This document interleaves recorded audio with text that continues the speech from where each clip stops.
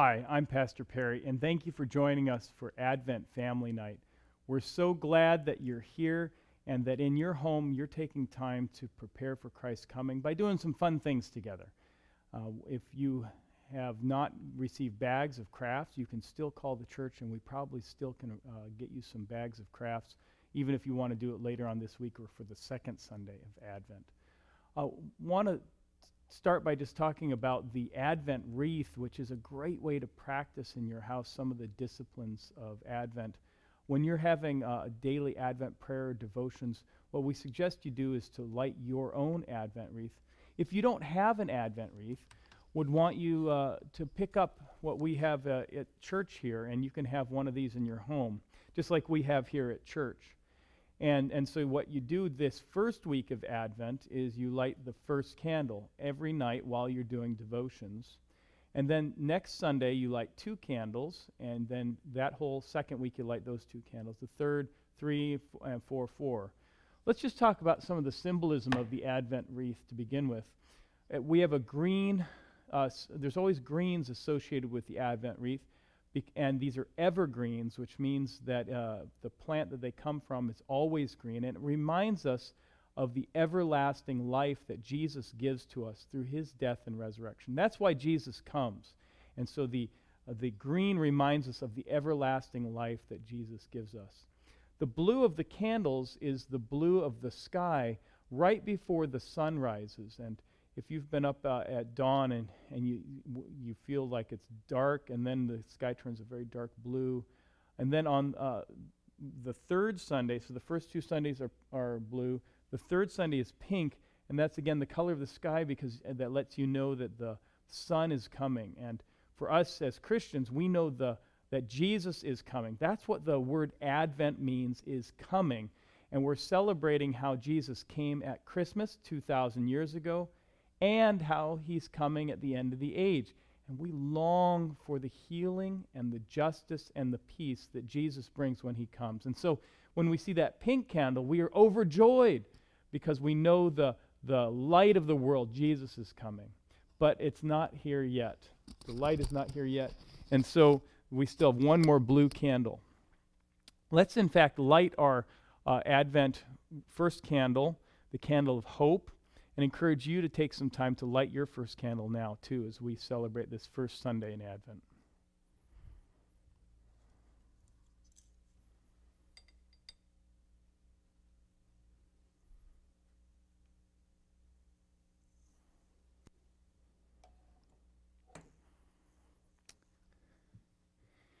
If you don't have an Advent devotional book, we have some here at church that you can pick up or we can drop off. Again, then you'll want to read the Bible passage and to go through that Advent devotional.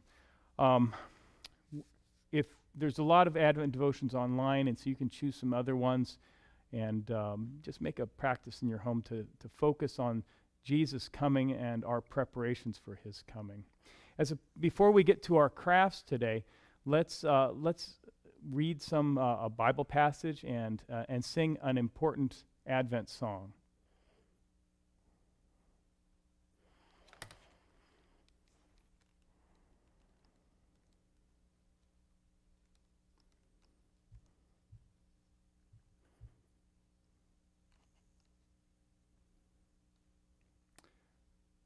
Hear the word of the Lord from Isaiah. Now, at this time, think of how the people of Israel. Let's hear a Bible reading from Isaiah. At this time, the people of Israel are frustrated. They've been waiting for God to do something, and they feel like God has abandoned them. And so, listen to what Isaiah says. Isaiah says, "Why do you say, O Jacob, and speak, O Israel, my way is hidden from the Lord, and my right is disregarded by my God? Have you not known? Have you not heard? The Lord is the everlasting God, the creator of the ends of the earth.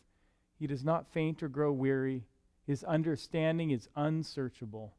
He gives power to the faint and strengthens the powerless.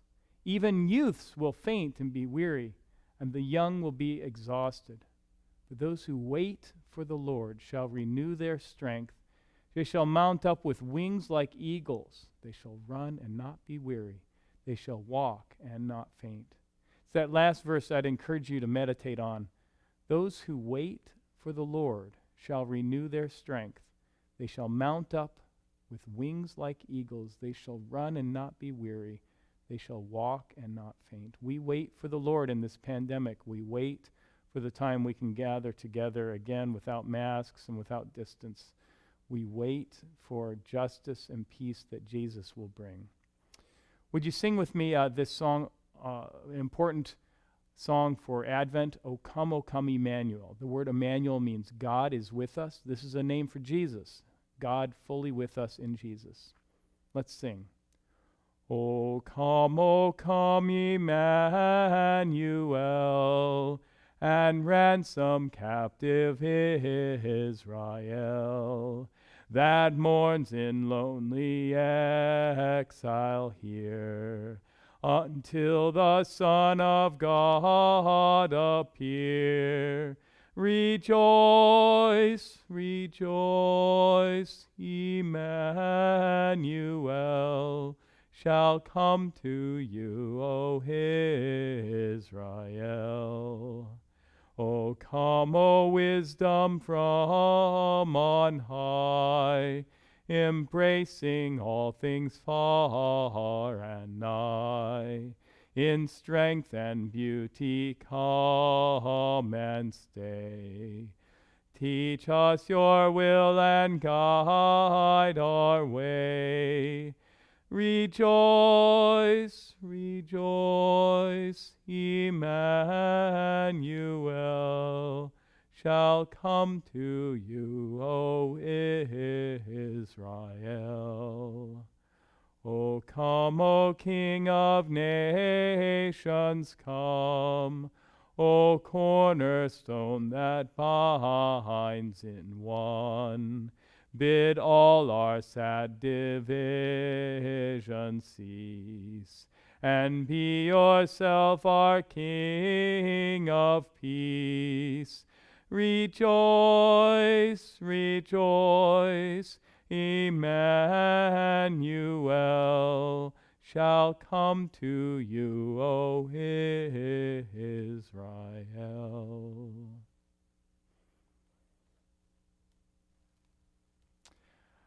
Again, blessings as you make crafts together, and a special word of thanks to the Christian Education Committee, to Judy Johnson, Jay Thompson, and Nancy Snell, who helped to put these together and to guide you through them.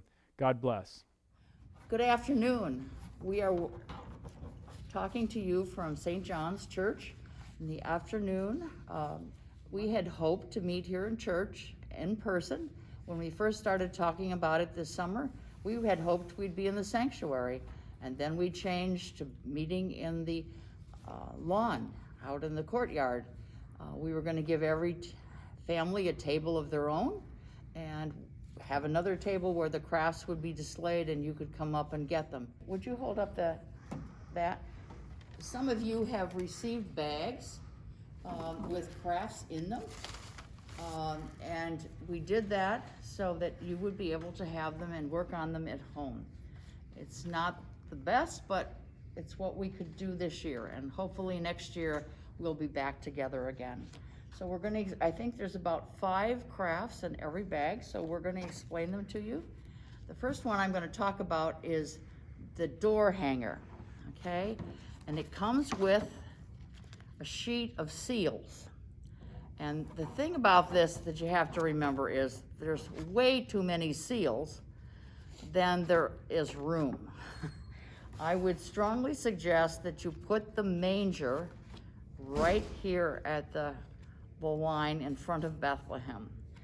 I have had success in putting one of the cows in back of the manger. That seems to help with some space too.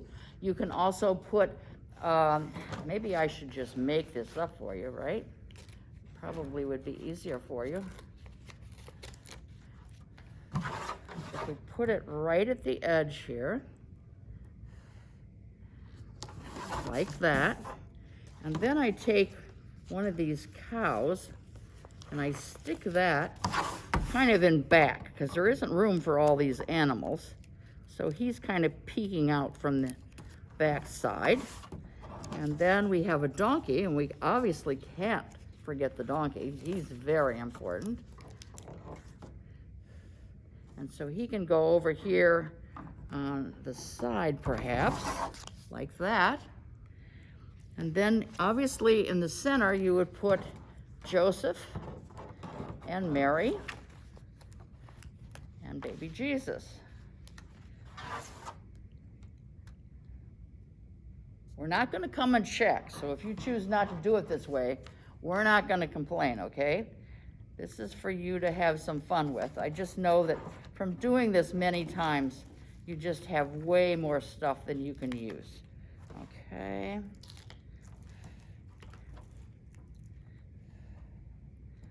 All right. And then we have an angel. The angel can go up here. And there's lots of stars, and there's a shepherd, and there's sheep. And so you can put them around in here and kind of arrange it. But don't feel that you have to use every mound of hay or whatever, because you'll end up not being able to see anything. Actually, what I did do is I cut the three wise men off of here, and we're going to use those for Epiphany. So they will get used, but I just didn't want you to be frustrated trying to get everything on here.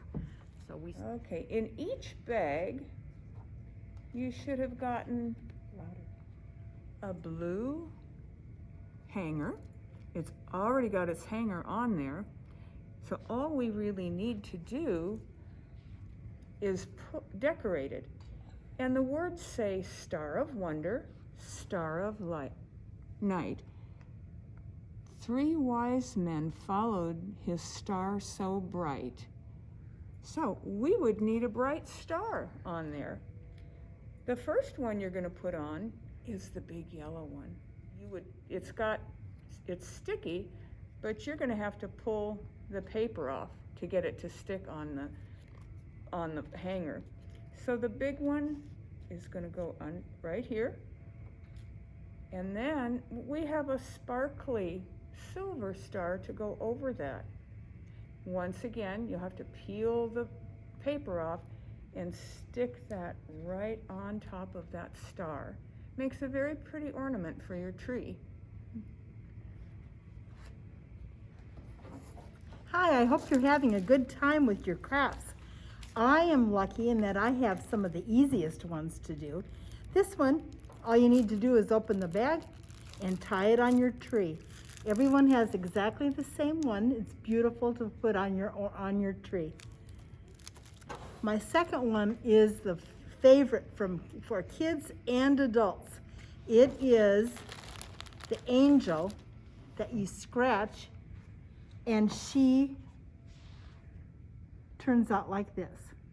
No one's will be the same because everybody scratches a bit differently, but everyone, including the adults, love doing this one. There is a black stylus, which is like a black plastic pen to scratch with, but anything would work, I think. You could use a dime, scratch it, have a good time. Whose is going to be the most beautiful? Once again, you have a hanger and you have a green wreath. And these pieces are also sticky back, but you're going to have to peel them off. So we want to punch out these pieces, and the first thing we'll do is put that bow right at the top. Then we have 3 different colors with 3 different things to decorate with. You're going to have some bells, little bells. You can put them anywhere you want. So you have yellow bells. You will have blue stars. And you also have these little red berries, because a lot of Christmas wreaths have little red berries on them. And once again, you can put these anywhere you would like it. You do it to make you happy. When it's all done, you can hang it on your tree or anywhere else in your house where you'd like to see that green wreath. have fun with it. Yeah, if in your bag you didn't get that wreath, you're going to look for a bag that has a different kind of wreath in it. And that wreath is going to look like this. It's felt. You got a glue stick in your bag, so first thing you want to do is glue the hanger on. This one unfortunately didn't come with a hanger. So you would glue that right here. Then glue the green over it. And there's a bow. Might be a little crinkled up. If you want to redo it and straighten it out, you could. That would go up here, starting to look like a wreath. And then look at all the buttons you have. You have red buttons and white buttons. You're going to be able to put buttons anywhere you want on that wreath. You could even put one on top of the bow. So you use your glue stick and make sure your wreath has lots of buttons on it.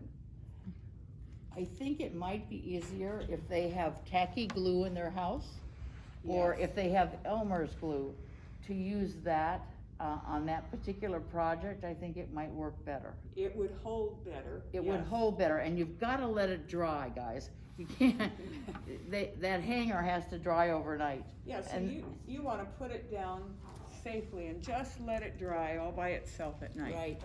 Unfortunately, I don't have the back to this. It's this shape. In other words, it's egg-shaped, and it gets the manger on it, and then it gets this in. This is tucked in as well. Now, this is what we were putting these glue sticks in for, okay? We knew that this would work well with a glue stick. So baby Jesus is kind of just sticking his head out from that. And then it doesn't probably look like there's a hanger on the back, guys, but I used fishing line. That's one of my favorite things for hangers. And so it has it's almost transparent. It's very clear. And so when you hang it on the tree, it will be really good. But this back is definitely not white. It's a tan or a brown or whatever. And I thought when I picked it up, I had a back in here, but I don't. So this is, of course, what's most important. And what I want you to remember, two things. You know, Christmas isn't going to be normal this year. It's not like we remember it. Maybe Aunt Sue and Uncle John aren't coming over, and our cousins, but we are going to have Christmas, because the most important person is going to come, and that's baby Jesus. So I just hope you will remember that. And I think you also should remember that we're very privileged here in the desert, because we live in the climate that baby Jesus was born in.